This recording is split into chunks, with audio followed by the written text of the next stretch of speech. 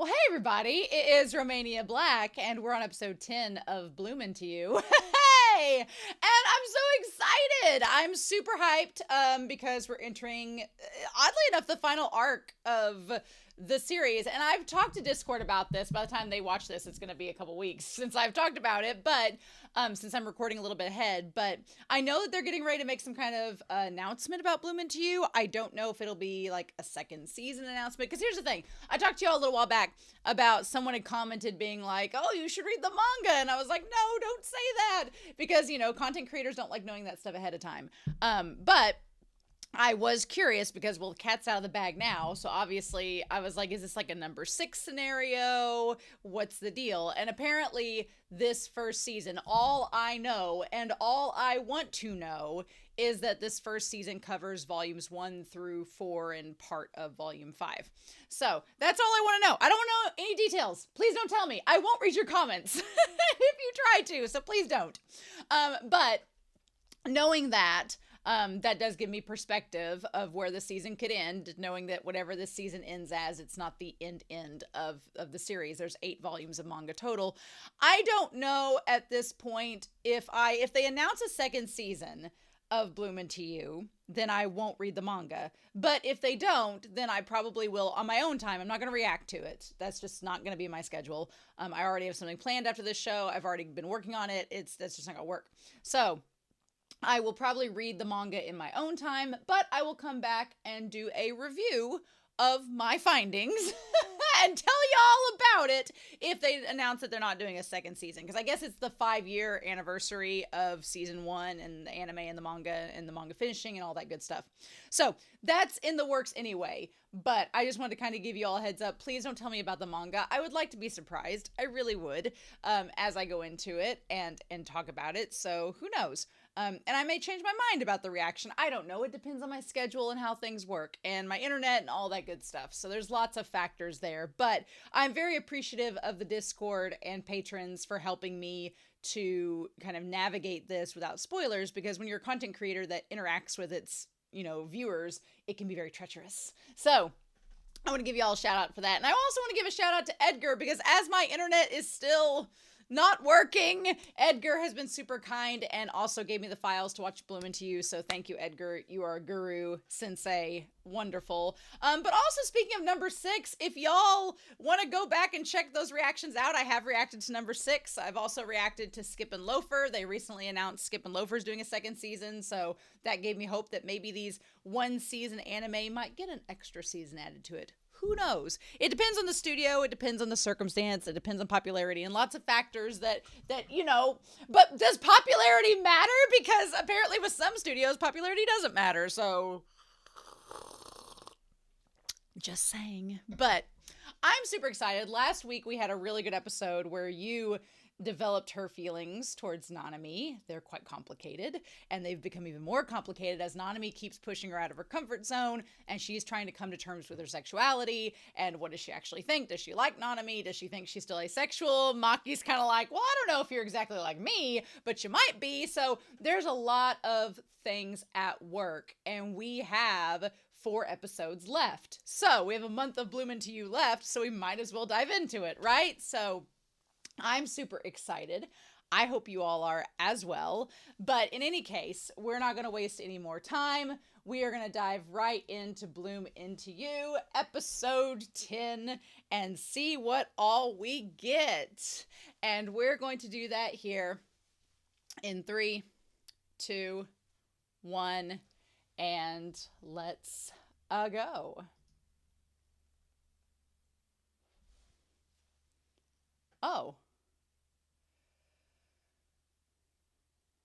Oh, these are some of their classmates with Nanami and Sayaka.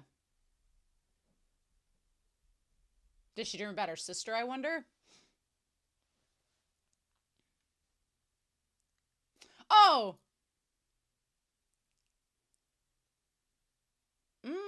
Interesting. Ah. Oh, you're just trying to remember. Ha! Getting all philosophical, Sayaka, aren't we? Interesting. I will say, I have always had very vivid, very sometimes realistic, sometimes like out there, kooky, creative, like abstract dreams, but I have very vivid dreams, like lots of lucid dreaming, lots of like, I used to keep a dream journal because I would like write down what I dreamed about, lots of those things. Which is funny because no one else in my family has dreams like that. Like my dad will be like, oh, occasionally I'll have a dream I'm flying a plane.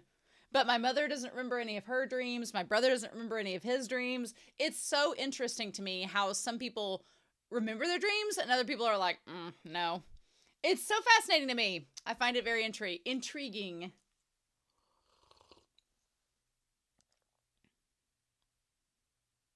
I love this OP. It's so good.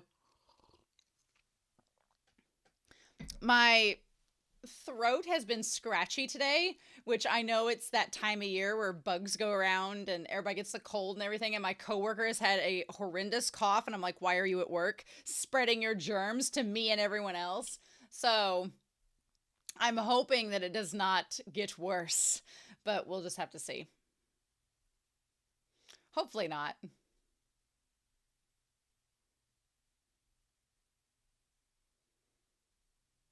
Ah, yeah. All right, come on, episode 10.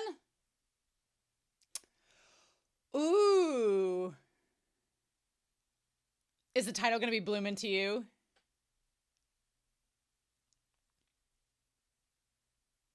Hmm. Oh, don't sell yourself short, girl.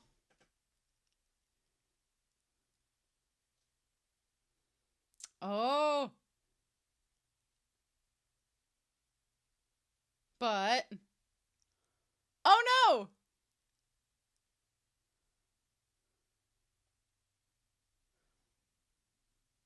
Hmm. Ha! She's like, I guess. Oh, she wanted to show Nanami to be like, look what I found.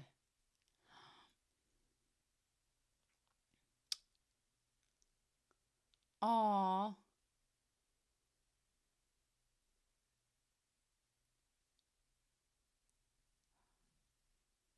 Aw, you girl. Not want to get too close. Oh, what an excuse. And she hasn't even read all the way through it. Brave girl.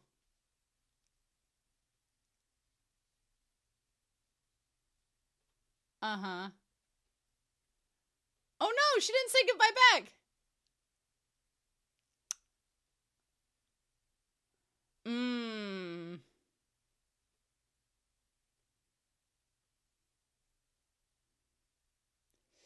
Oh.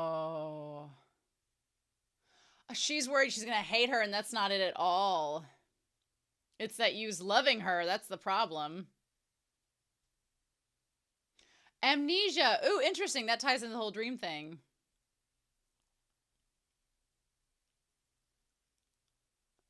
Oh. Ooh. Oh, interesting.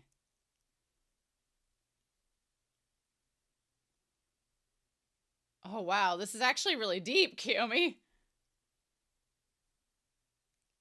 Oh, shit. This is actually pretty meta, to be honest.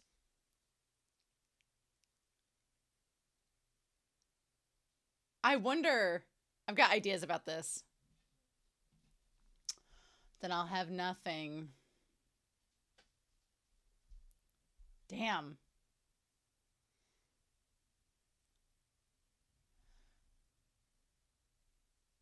Oh, that's really pretty. Red sky at night. Well, she took 3 different perspectives, maybe, to make this. But they're very similar. Yeah.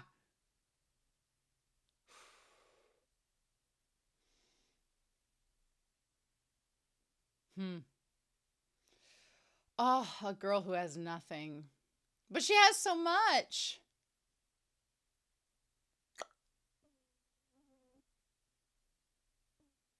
Mm. Aw. To write their wishes on and hang them from there. I've always wanted to do one of those. Those would be so cute. Uh, may the play go well. Yeah, okay.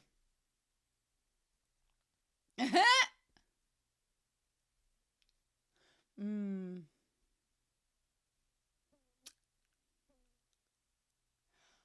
Oh, girl, don't be doubting it.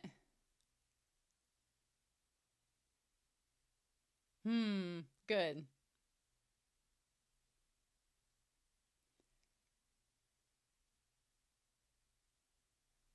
Interesting. Okay, we got stuff to talk about.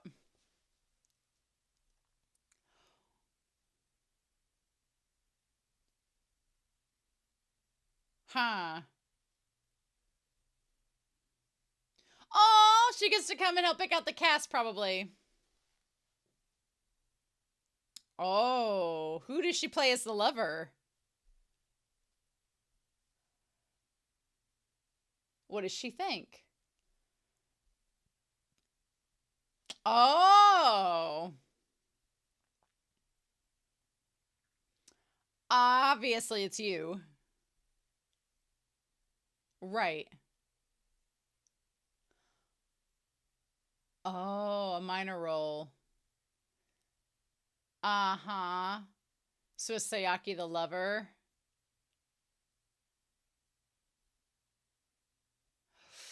Ooh. Ooh. Okay. Ha! So he didn't read it!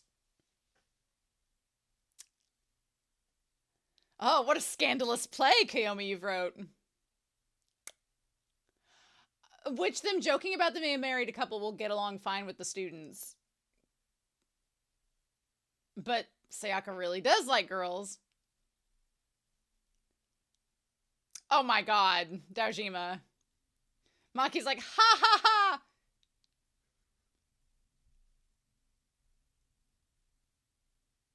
Oh my god, Maki does it every time where he's like, and of course to Nanami, it's like, it's just acting. It's just an illusion. Oh, well, no, I don't think so. Daojima, don't get ahead of yourself.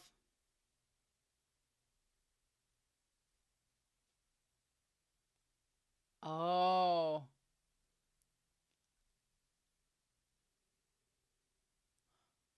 Interesting. I'm sure Sayaka is going to be telling the English teacher's wife about all this. A training camp? An acting camp? That one time at band camp? What are y'all gonna do? That is true. That's actually not a bad idea.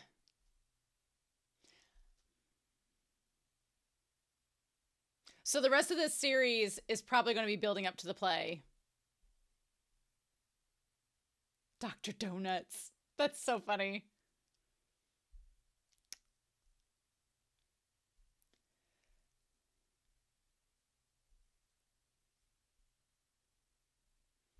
I mean, ooh, let's talk about this. Right. We'll talk about this. Ah. Because it's Sayaka. Yeah. And she knows.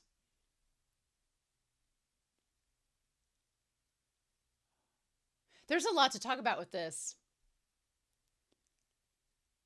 Aww. Hmm? Nana's just like, please, please, let me help, let me help. Uh-huh. Oh.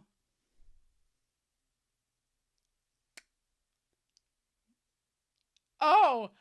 You, scandalous. Girl, you bringing it up. Hmm. Oh. Oh. Good. I'm glad she said that out loud.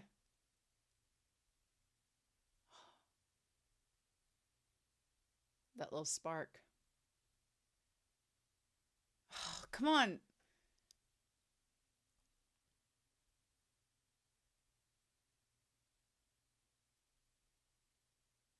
Mm. Oh.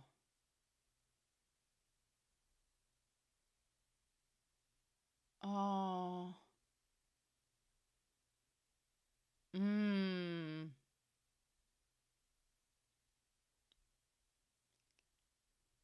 Uh. Uh.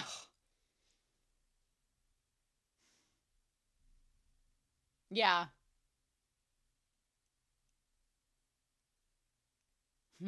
Unfair. I mean, the shopkeeper said that she'd be hard to be in love with. I wish there was a Skip and Loafer crossover. Oh, uh-huh. She's like, I'm trying to do this serious business.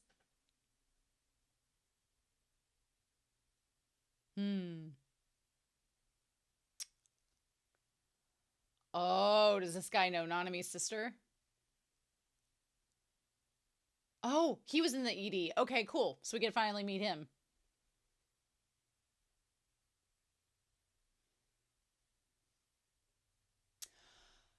Oh, girl, come on.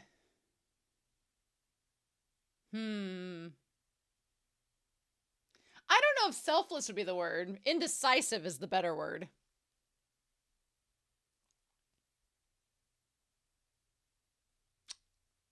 Right.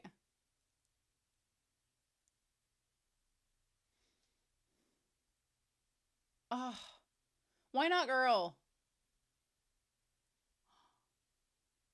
Oh, I want to see what it is. Not quite me, stars in daytime. I want to see what it is. And Mirage. Ooh.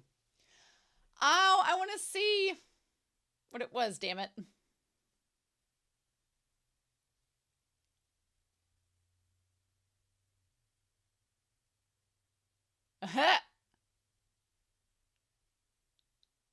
Oh, throw your sister under the bus. Aha!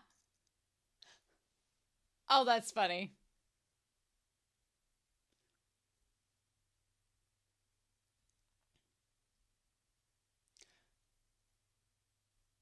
Right.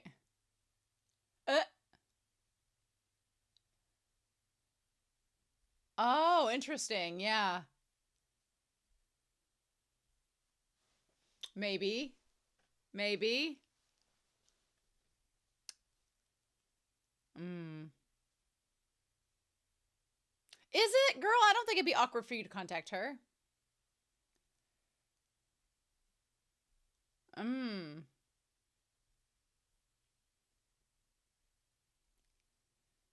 Yeah, there you go. Do something for yourself. Treat yourself. Oh, who be this? Aw. All right. Oh, are they from the same middle school, maybe?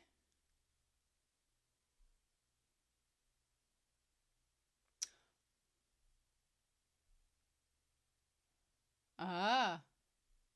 Well, that's a great question. Yeah. Ha! I bet they played softball together. There we go. There we go. Yep. Okay. Nice.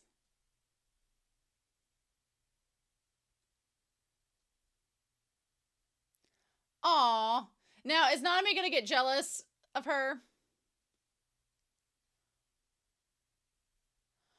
Oh, that's Ray.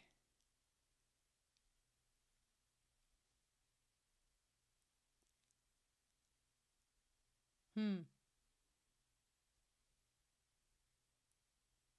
Ah.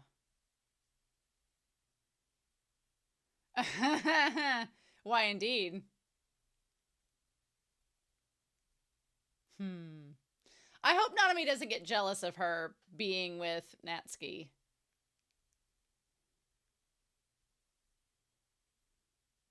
Right?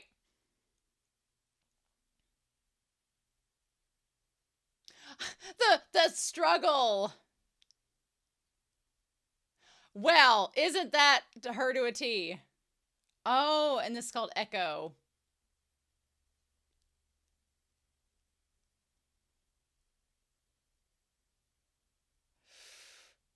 Ooh. Hmm. Oh, interesting. She's got to get all the gossip. Hmm. Uh-huh. Funny that. Oh. Because she's so worried she's going to mess it up. Uh-huh. Oh. Nice.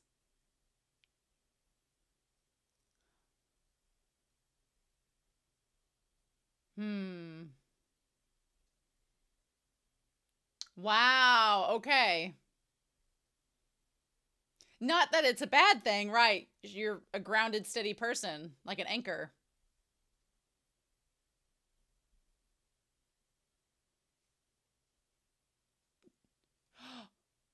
Oh. Hmm. You would have said yes, and that didn't seem right. Wow. Okay. Huh. Nice. We're gonna talk about this. Huh. No, I think she's cracked the code.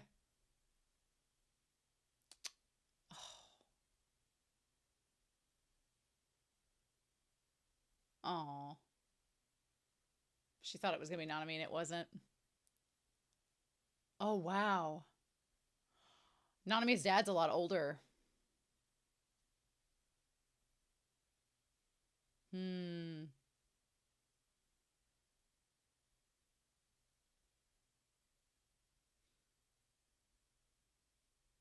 Oh. Hmm. Her dad looked like he could get it back in the day.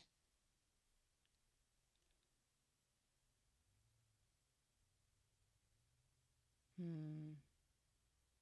Are you doing it because you want to, or are you doing it because you think that you want to?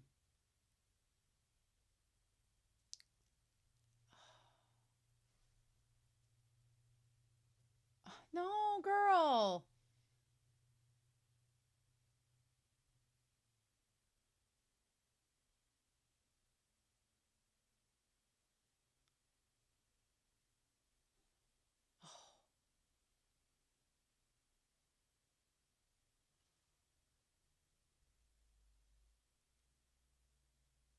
And it's August.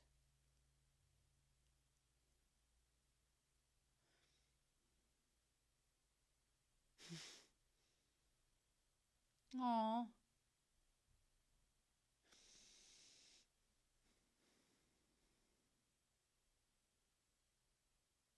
Hmm.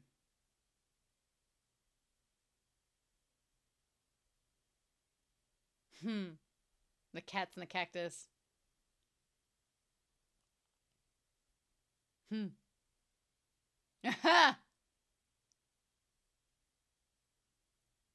hmm. Aw. Hmm.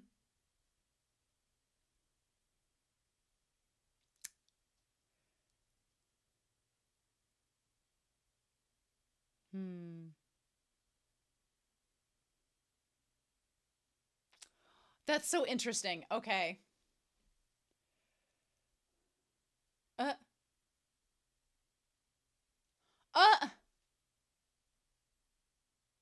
And I'm restless. Oh my God.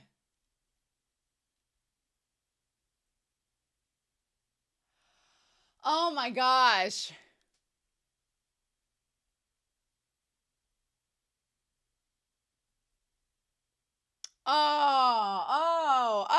Okay.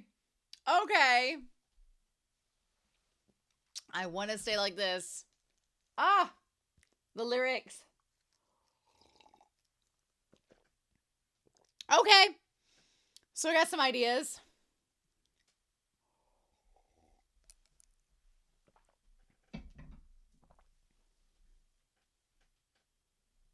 I'm honestly glad, and we'll talk about this in the discussion. I'm kind of glad that this one season isn't encapsulating the entirety of the manga or trying to condense all of it into one season. I'm glad that's not happening. Would have been nice to have a 24 episode season to cover all of it, but what can we do? It might have been one of those cases like number 6 where they didn't have the manga completed by the time they made this, and so the manga had to complete after the fact. So, and having the concept of, I'm assuming that guy in the blue is the one that's going to be helping them with the training camp. I also feel like having the play itself be like an endpoint would be a good place to stop for the season if you're going to do 13 episodes, but we definitely need to talk about this. I might have to bring White Raccoon out. Seems like a... Is there an end credit scene? Oh, there is. Oh. Wow, yeah, and the mom's a lot younger there, too. Yeah. Oh, wow, is this when she got in the accident?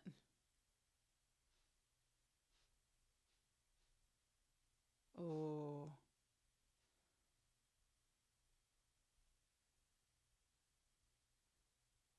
Oh, shit. And there's the dream.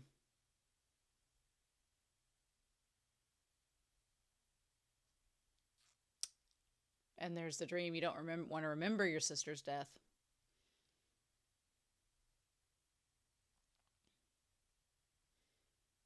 Mm. Ah.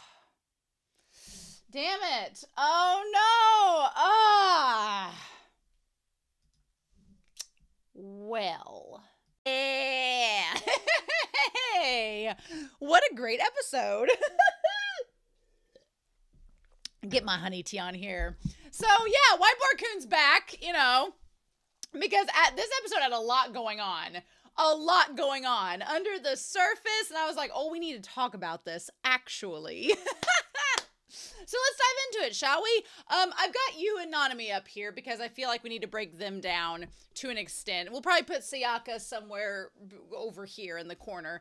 But what's interesting to me at this point is that I think all of us can agree that both you and Nanami, it's not necessarily the miscommunication trope or the fog of misunderstanding necessarily as seen in other series that focus on romance between couples, but what's interesting to me is that both you and Nanami are active participants in this idea that they create this illusion of who they are. And it's not necessarily an illusion entirely. It's still Nanami and Yuu, but neither of them are entirely sure how they want, they think they know how they want the world to perceive them, right? They're not entirely sure themselves how they actually want to be perceived. So instead, what they do is that they create these personas that they fall behind. And the thing about a persona is it's a lot easier to play a character than to play yourself a lot of times, because a character has, at least, you know, if you've ever been in a play or something, a character has traits. They have ways that they are represented. They have ways that people in the audience perceive them. So as long as you kind of figure that out and are able to portray that, characters are easy. The harder part sometimes is being yourself, because there isn't that understanding of how an audience will perceive you. In Nanami's case, for example, And my dog, of course, who's been very kind, is going to want me to play with this toy now. In Nanami's case, she knows how her sister was perceived. She knows how perfect her sister was. She was loved by everybody. What Nanami doesn't understand is that, or doesn't seem to understand to us, the audience, is that I'm sure her sister was not perfect. I'm sure her sister had a lot of problems, like anybody does.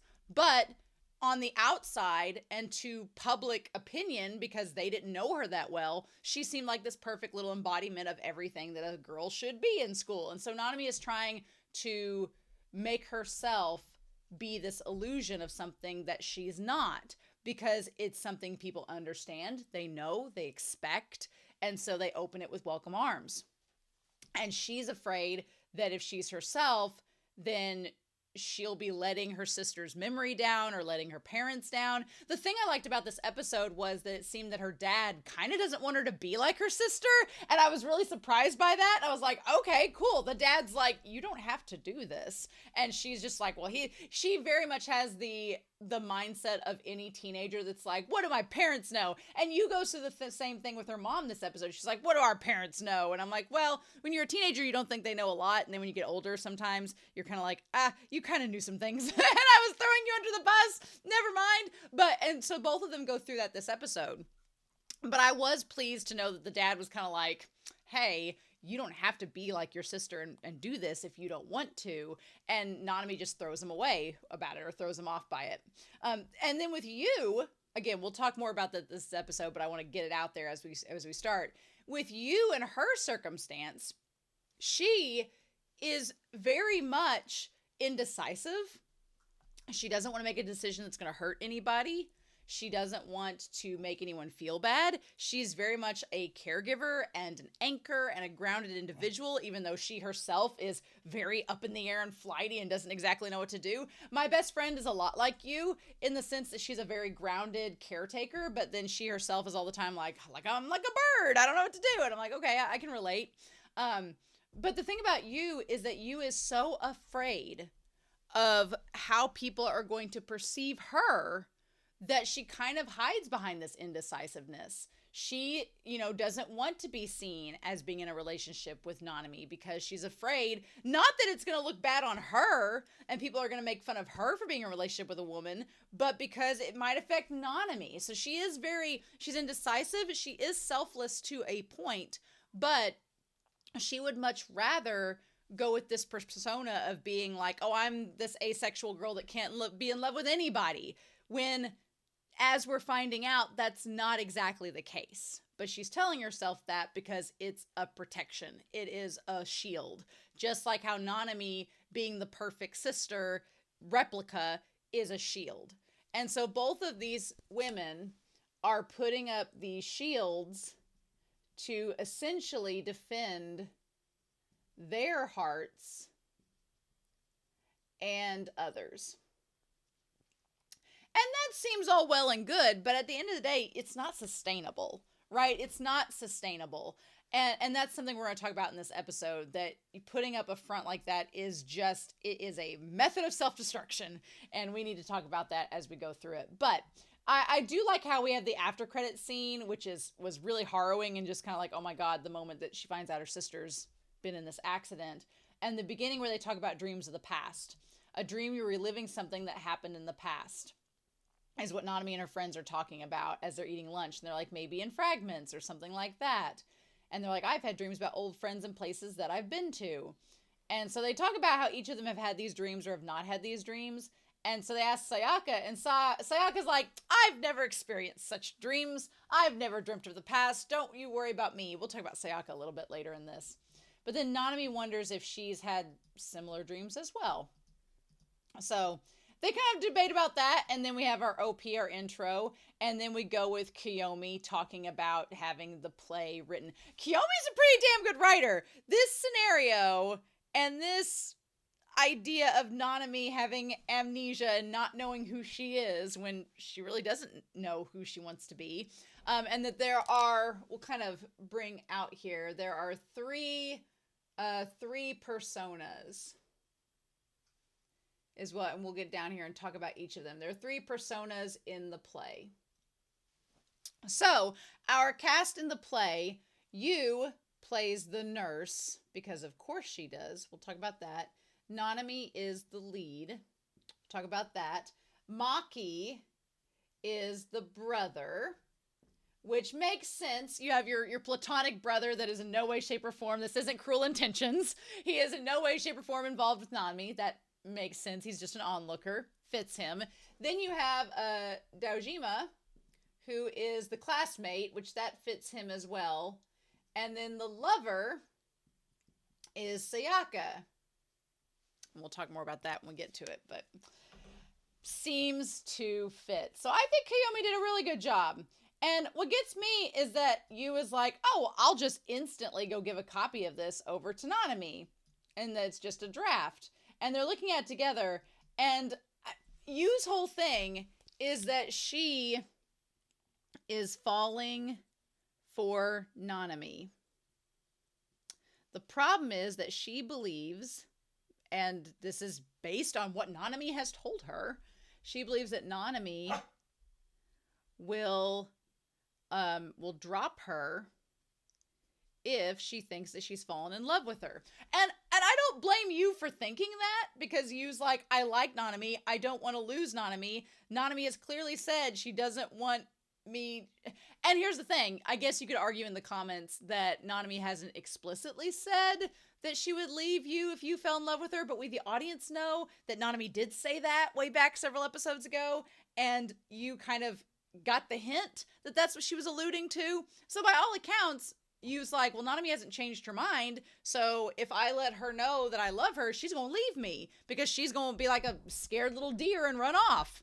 Meanwhile, Nanami has this thing where she does love Yuu, and she loves her because she's indifferent and she's this anchor, but at the same time, she's worried that she's being clingy and that Yuu will distance or abandon her.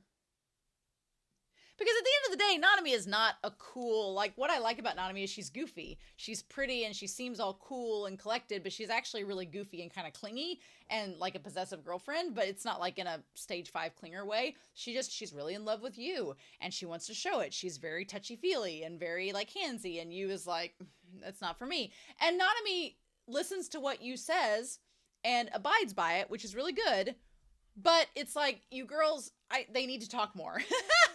And they start to talk at certain times, which is great, but I'm like, you girls need to talk even more to like express what you're feeling. But I feel that Nanami still believes that Yuu is indifferent to her, and she's wondering if maybe Yuu's getting tired of her, or worse, doesn't like her.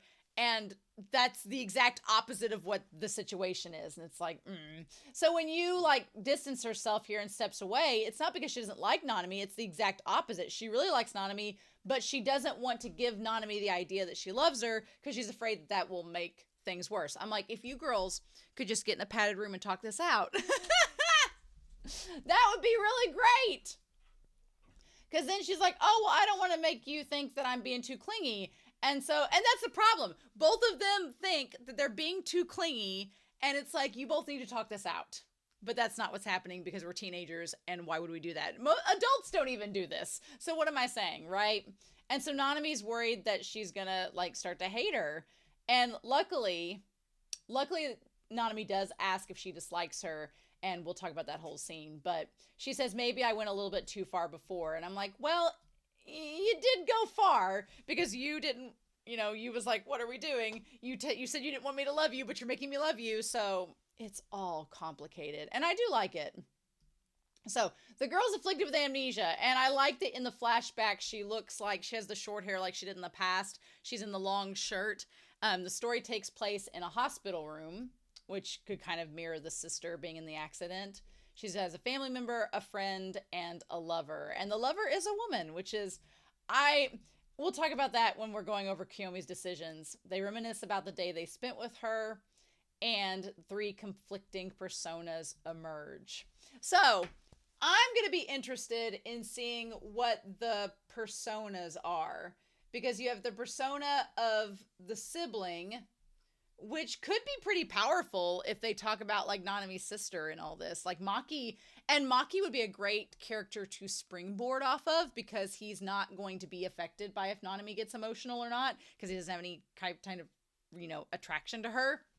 And then you have the classmates, which is very much going to be about, I feel like the sibling would be more intimate because it's, they're siblings. The classmate is Nanami as the perfectionist. And then the lover could be about how she actually is. I think it's genius that Kiyomi writes the role for Sayaka for a lot of reasons, which we'll talk about when we get to the casting call, but that seems like a very intentional decision. And with no signs of her memory returning, she's consumed by anxiety. And she wants to go back to her old self, but has no idea which of the personas is how she is. Well, if that's not representing Nanami to a T, she doesn't know how she actually is. And the problem is, she's been trying to pretend to be her sister for so long. She, when you're a kid growing up, that's when you form your identity, and that's when you form kind of who you are. And sure, it can change a lot between the time you're a teenager to when you're an adult. It usually does. It changes a lot between your 20s and your 30s. But your teenage years are kind of where you start to find out things about yourself, kind of experiment with yourself, figure out like how's my personality, what am I doing? You grow up a little bit. If you're trying to pretend to be someone else during all of those years, you wouldn't have an idea of how you actually are, because you've been spending all this time trying to be someone that's not you. So I could understand why Nanami is kind of conflicted. She's like, it's almost as if Nanami is saying, and they talk about that in the play, where she looks at it, she's like, who should I become and live as? And then it says, or she's like, if I can't become someone, I will have nothing. So she's like, basically saying, I have to be someone, or I'm no one. And she's kind of made herself at this point believe that if I can't be my sister, I don't know who I am otherwise, and I'll be a nobody. And in Nanami's mind, that's a disservice to her sister, that's a disservice to her family. She has all of these preconceived expectations. And Yu's whole thing, Yu is interesting because Natsuki, who is the friend from middle school, she has a pretty interesting perspective where Yu is not too different from Nanami in that sense, but then she is different, so we need to get into it. But I think that makes Nanami's like choices make a lot more sense. And so we have like the hospital room, the following day, the classmate, the girl, all the labels there. And Yu's like, damn, this is kind of scary. So again, we have the parents like asking each of them to do something, and Yu's just like, meh, meh, meh. But she's like, man, Kiyomi is kind of scary in that she kind of reads Nanami somewhat like a book. The role of a girl who has nothing. And that's the thing that like bugged me the most, is that Nanami believes that if she doesn't act like her sister, she won't have anything that's to be proud of. And I think her and Yu are kind of similar in ways with that respect, but I'm like, Nanami, you have your friends. You have Sayaka, who I'm pretty sure would stick by your side. And then you have Yu, who would as well. And then Maki and Daojima. So I'm like, you have people who would stick by your side. And my thing is, I think that while Sayaka enjoys the competitive attitude that they both have, and Sayaka kind of holds herself back, like we talked in previous episodes, so that Nanami can stay on her tail. I think that the two of them, I think that if you are trying to imitate someone, then even in imitating, there has to maybe be a little portion of yourself that you can draw inspiration from. So I would like to think that there are things that Nanami does that are her own. And what I wish would happen would be that she would find out maybe her sister hated the play. Maybe her sister didn't even want to do the play, and she thought it was stupid and a waste of time. And so then Nanami doing this play is something that Nanami genuinely wants to do that her sister never wanted to do. So that could be something interesting, right? To find out. I feel like Nanami has such a high pedestal view of her sister being this perfect goddess that she's forgetting that her sister was probably flawed, just like Nanami, but that's not how she's perceiving it, because that's not the view she has of her. So we have these wishes on these different little forms, and it's like, I'm like, oh, you couldn't show us what was on that form. You couldn't show us. It's all crumpled up, so it's going to be easy to figure out which one was used, because it's the one that's wrinkly. But Nanami says, may the student council play go well. I'm like, girl, do you not know how these little wish sheets work? You can't tell what you're wishing for. It's like when you wish on a shooting star. You can't tell what you wish for. It won't come true if you do that. I definitely do recommend Skip and Loafer, because there's a lot of connections to Skip and Loafer to this series that I'm noticing, and I was like, oh, okay, there's some plot similarities, not necessarily on the romance angle of it, but some plot similarities that are happening.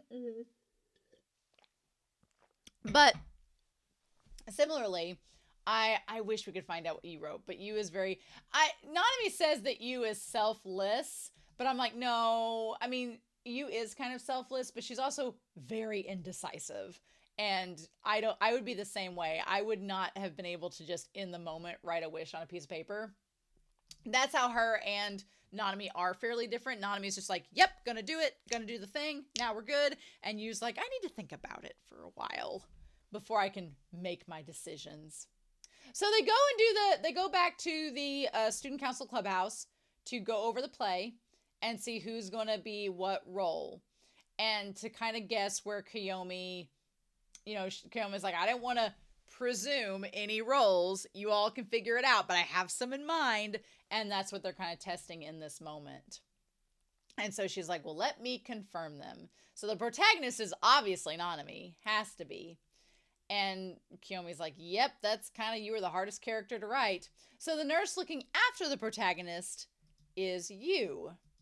And you could argue that Yuu wanted the role because it was minor. She didn't want to speak a lot in the play because that's not her jam.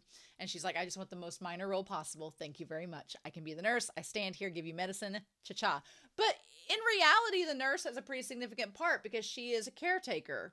Again, she's a caretaker for Nanami, who is the lead, right?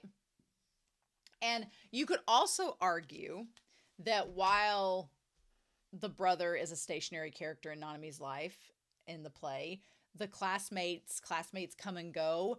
It's interesting. Classmates come and go, but oftentimes we consider their perspectives to be very important, even though in the grand scheme of things, they matter very little. Like, it's so fascinating to me that you have, like your sibling, your lover, but the classmate, someone who has a very superfluous presence in your life as a whole, often influences us the most. And it's like, well, why is that? So, and my dogs are going to chase each other and bark, so we're going to have to deal with that. But I think Daojima playing that role makes perfect sense. I like that Daojima said if him or Maki played the lover, the school would have an uprising. Like, neither of them were good enough for the goddess Maki, for the goddess Nanami. Not that Maki's not a goddess, but for the goddess Nanami. I think that the whole idea of playing Sayaka as the lover, Sayaka's worried that Kiyomi thinks she knows that Sayaka is into ladies, but that's not it at all. One, Sayaka was the only alternative who could take on a big role and make it work. And of course, Sayaka's blushing as all this is going down. She's the only one that can take on the role with all the lines, make it work. She could provide the emotion. She has great chemistry with Nanami, obviously, but the entire school calls them a married couple. So even if it's real in Sayaka's mind, they'll probably pass it off as a joke and been like, oh yeah, you guys are practically married. Oh sure, go ahead, whatevs, and not take it seriously. Which I feel bad for Sayaka because it kind of reminds me of the old friend from elementary school in the train station where she was like, oh, well, you weren't really into girls, right? It's just pretend, right? Like you're in a play, right? And Sayaka's like, no, it's real for me. And you're making me into being in a play with the person I actually like. So no worries. I feel for Sayaka. I really do. I feel bad for her because I think that she genuinely has those emotions. I'm curious what the tea shop owner is going to tell the teacher and Sayaka possibly based on that conversation with you, because we're gonna have to go back through that and jot some things down. But I do feel for Sayaka, because I feel like I think this play is gonna make her whole tension and anxiety come to a head, because she's gonna be like, do I confess or do I admit that my feelings are more than that? I hope that she goes and talks to the tea shop owner to get her perspective rather than do something rash. You know how these seasons go. They've got to have an episode where things get crazy. So I'm like, we'll just have to see. But I feel like she's going to have a moment where she is stressed and questions what to do. And you questions, like, well, how are people... You has a little bit of internalized homophobia, just a bit. And based on her interactions with her family, I can see why that is. But... And I'm not saying it's homophobia necessarily, but it's definitely a fear of retaliation for being queer.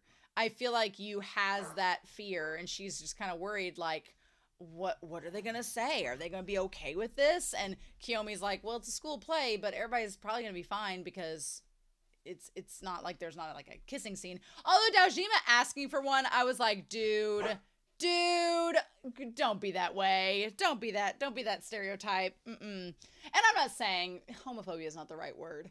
I just think Yu has these internalized, like, fears that are associated with her environment and upbringing, where she wonders if she doesn't want Nanami and Sayaka to get made fun of, or for the play to be too risque for school.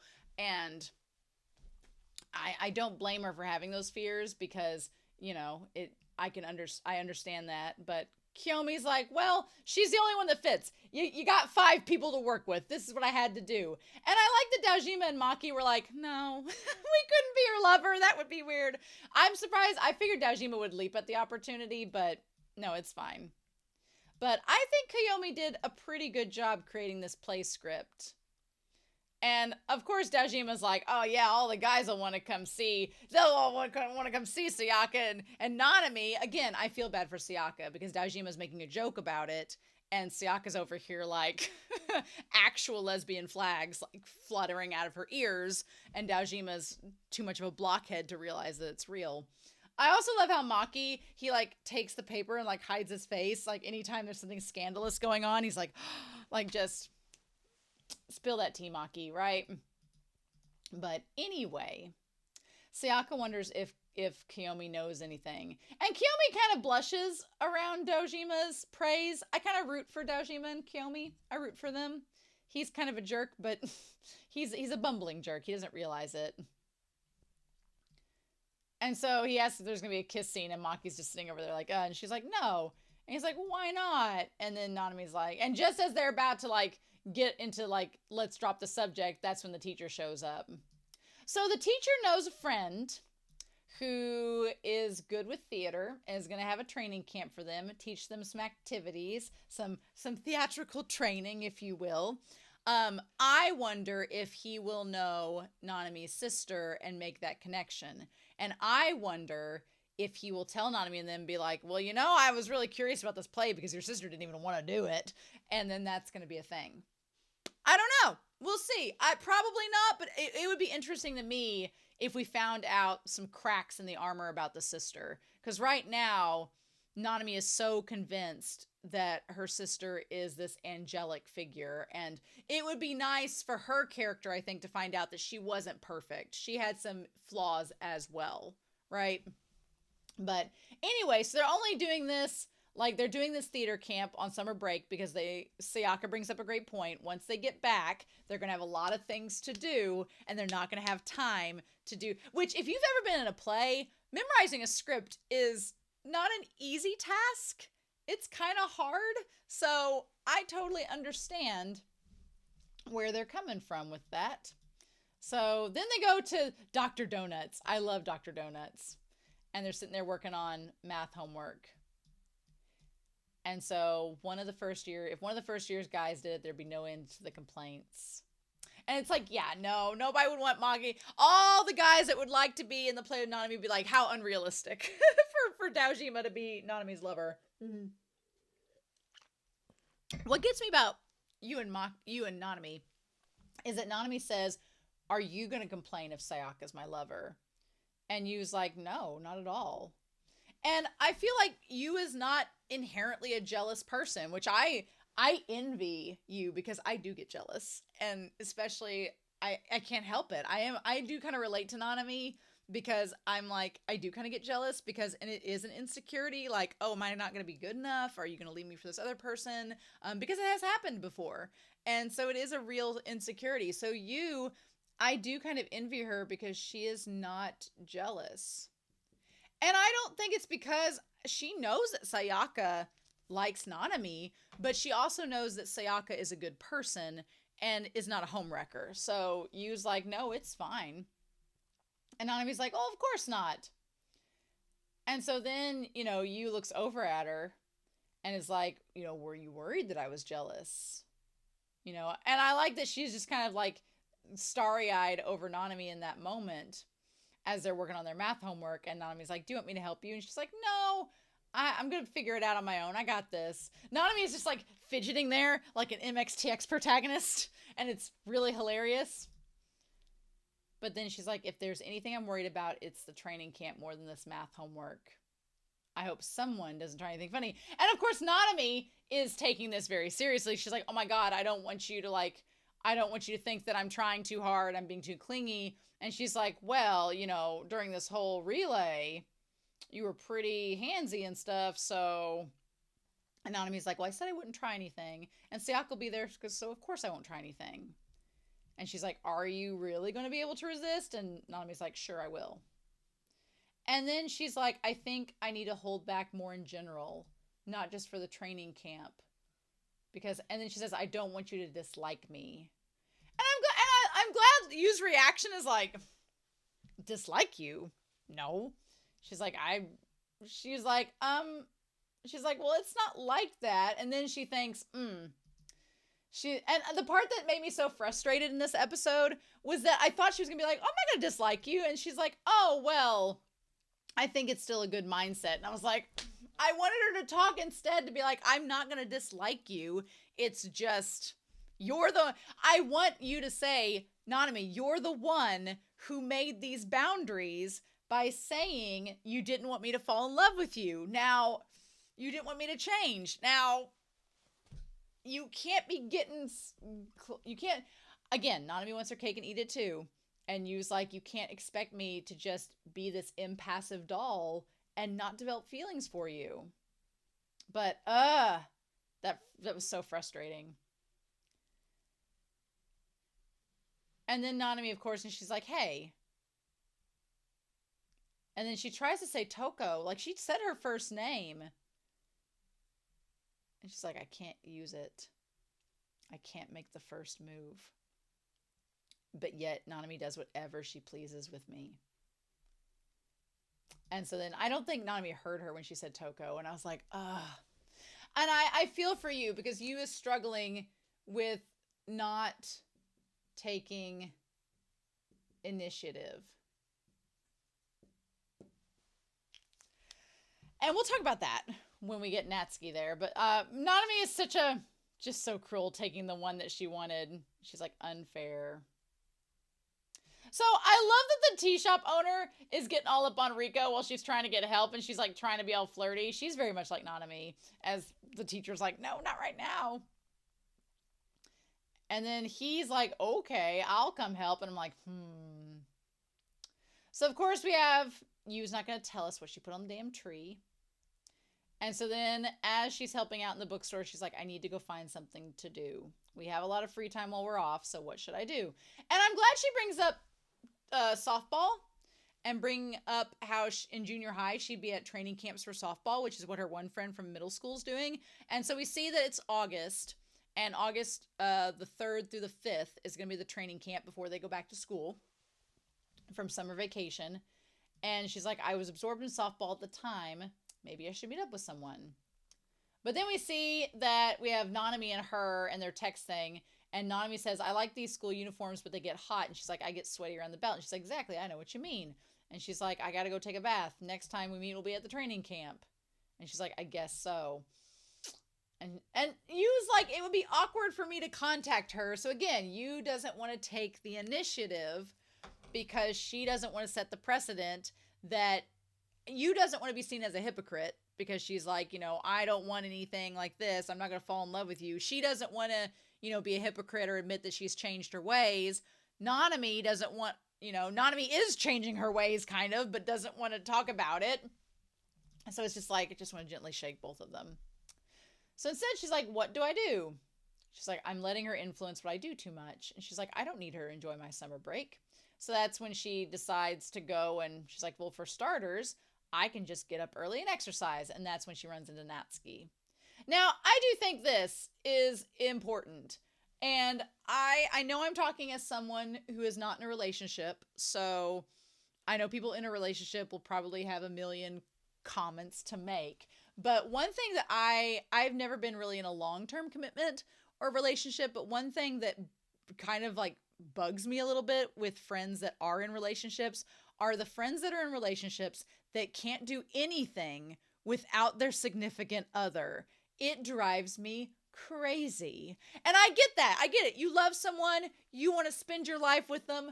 Great. But I have a lot of friends who have boyfriends or friends who have girlfriends, and it's like they have to have them attached at the hip, and they go everywhere with them, even if we don't get along, even if they're like, I can't tell you how many times that I've hung out with friends that are girls and they'll have their boyfriend with them. Their boyfriend looks like they're having the most miserable time. And it's not because they're a bad person. It's not because that we don't like them. It's just they have nothing in common with us.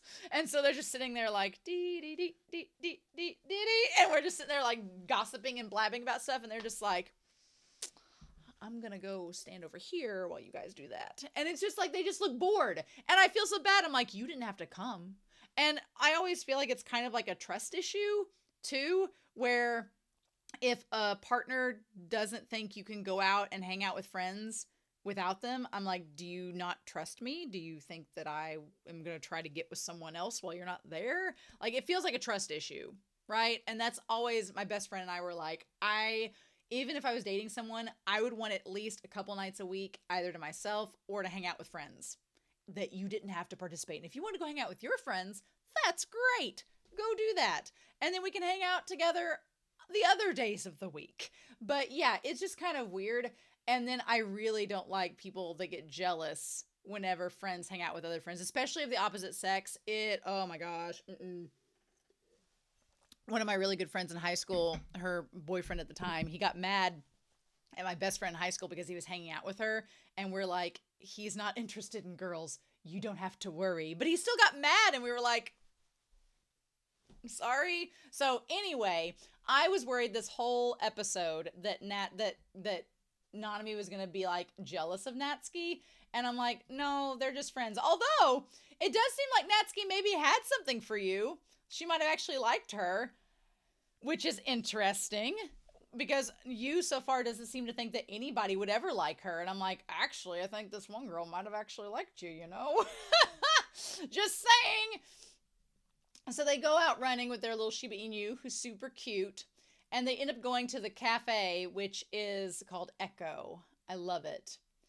And I like that they were both in softball together, which is great. And she's like, you were active and this pace used to be nothing for you. And she's like, well, I need to go shopping and you want to come with me. So then we have Ray, the sister. And Ray's like, well, is Nanami not hanging out with her? Like, what? And of course the mom, again, this kind of internalized dynamic. The mom's like, well, why would a high school friend hang out with her over summer break? And Ray's like, well, why indeed? So Ray knows what's up, but is kind of like, Also, I do feel Yu's struggle of trying to be like, when she's like, I don't want them to think I put a lot of effort into all the clothes I'm bringing to this training camp, but I want to look good. I relate so much to that because there is an art to looking like you've not put effort into all the effort you've put into how you look. It's a thing. There's a lot of times, like some days I don't care what I look like, but then there's some days I'm like, I kind of do care what I look like. And you don't want to look like you care, but it's definitely there. So it's like, But I think that's super interesting. And the friend's like, you're very slow at making decisions about that. So anyway, that's when she knocks out, she's like, well, what does she say there? She's like, oh, isn't this the place you come at? You seem pretty close with this Nanami, isn't it? And of course, the lady serving tea, who hears all of the gossip, is like, oh, that's the girl that Sayaka likes. And then Yu's like, oh, not particularly. She's like, anytime you talk about the student council, it's all about Nanami.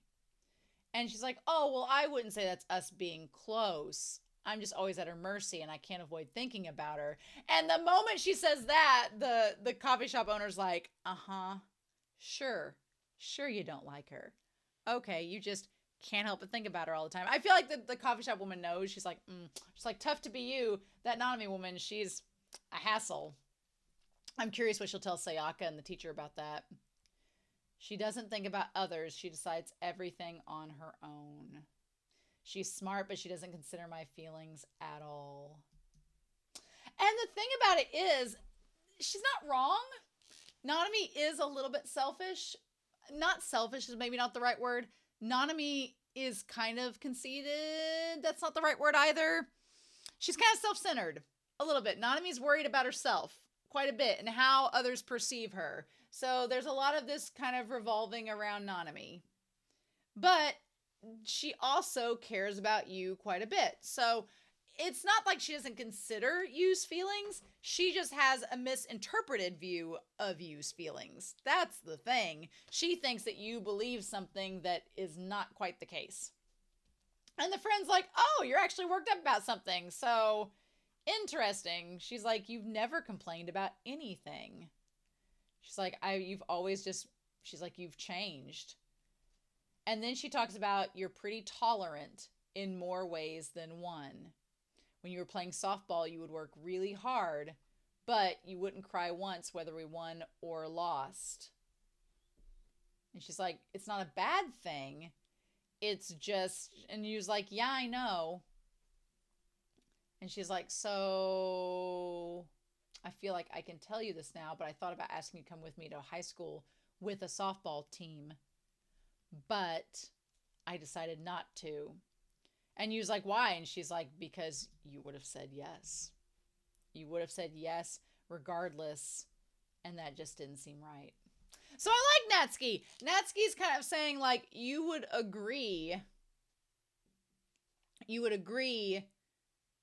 to make others feel good. And she's basically saying you need to stand up for yourself. And not stand up like push Nanami away or anything, but you need to advocate for yourself. She's like, back in middle school, you just were the anchor. You were the anchor. You would just be there for everybody. And if everybody needed something from you, you'd be tolerant. You would do it. And that's great. That's a great person to have. But at the end of the day, you also need to advocate for yourself. And if you really don't want to do something, don't do it. So she's like, I could tell you weren't really into softball. You just kind of went with the flow. So I didn't want to drag you along for 4 years with that without it being what you actually wanted to do. And Yu's like, oh, so it's one of the things. She's like, you need to, advocate for yourself. If you don't want to do something, don't do it. And if you want to do something, then do it. She's like, don't just go along because you're worried about what other people will say. She's like, I'm happy you're preoccupied and can't think about anything else. And Yu's like, really? She's like, I wanted to see you get really excited and worked up about something. So Natsuki's like, I'm glad that you are passionate about something. You're not just going with the flow because you're worried about what other people will think. And that's kind of how she is similar to Nanami. Nanami is literally being her sister because she thinks that that's what other people want. And she's just going with the flow with what they want and thinking that that makes her happy. And Yu's kind of similar about that. But neither of them really have a lot of sustainability with that. And she's like, well, you're being strange, Natsuki. And she's like, I am a bit sad it wasn't because of softball, though. I love that, where she's like, I'm a bit sad that you were complaining, but it wasn't because you didn't want to come back to softball. I'm like, so she might have had maybe a little something for you, but. So then it says there's one new message, and then it says, oh, and it's just the application store giving her feedback. So Yu wants Nanami to talk to her. She wants her to reach out. She's actually wanting it, but she doesn't want to bug Nanami. Both of them are afraid that the other is gonna be worried and think they're being clingy. And I'm like, you ladies just need to talk it out. Okay, so we get to see the mom and the dad. And Nanami and presuming her sister look a lot like the mom. But I tell you what, the dad looks a lot older. He looks like an older man. Those blue eyes, that silver fox, Nanami's senpai, Nanami-san, he could get it. I was like, he's too old for me, but I'm sure about 30 years younger, he could have got it. So that probably is something with it. So anyway, she debates on whether or not to text you and ends up calling her. And they end up talking just about, and that's like when you know you like somebody, when you just call and talk to them and you're just talking like, or at least you may not romantically like them, but you cherish somebody's company when you just want to call and talk to them about something. And I know that feeling of you don't want to be clingy and you don't want to feel like you're wasting their time and you don't want to feel like you're overstepping your boundaries. But at the same time, if you deny yourself how you feel and you're not being honest about that, it's just going to build up and build up and build up. And then it's just going to lead to basically heartbreak. And then Yu's like, well, it's unfair if it's all about me. So let's talk about you too. And she's like, well, I guess that's true. And she's like, I can relax when I'm talking with you. Her blunt responses and uninteresting conversations. And she's like, basically, Nanami believes that she can not necessarily be herself, but with you, she can relax. And there's no expectations. She's like, everything is just blunt and to the point and normal. She's like, I don't have to put on any airs. I can just be calm. And no matter what I do or don't do, she's like, in the end, I'm sure that you won't care. And then she's like, I can barely believe I was irritated only a moment ago. So, which is really interesting because she's basically like, whatever happens, she feels like you will be accepting. Which is one of Yu's better qualities. She's tolerant and accepting. Although Natsuki brings up a good point where she's like, eventually you got to stand up for yourself though. And you got to advocate for yourself. And if you don't like something, you need to speak up about it. And if you do like something, you need to do that as well. So then we cut to she says that Yu sounded like she didn't care. Meanwhile, Yu is fidgeting and like having this thing. She's like, I'm restless. So meanwhile, Yu is talking about being restless. She's like, I'm restless when I talk with Nanami. And she's like, it's just like Natsuki said, I can't think about anything else. But I don't dislike this feeling. And she's like, I am listening. And she's like, no, I do care. And then that would go. So she's like, I do care. She's like, I do care. And she's pretty obsessed. Which is funny because Nanami believes that you won't care. And I'm like, these two women have these two perceptions of each other, which aren't necessarily wrong, but they're not necessarily correct either. And it's like, oh my God. Ah! Meanwhile, we get the after credit scene where she's with her sister and they play rock, paper, scissors of who's going to go get the drink. The sister loses and gets money to go get the drink, and then she doesn't come back and has the accident. Which I'm sure that part of it added to the guilt is that her sister, it could have been Nanami. It could have been Nanami that went.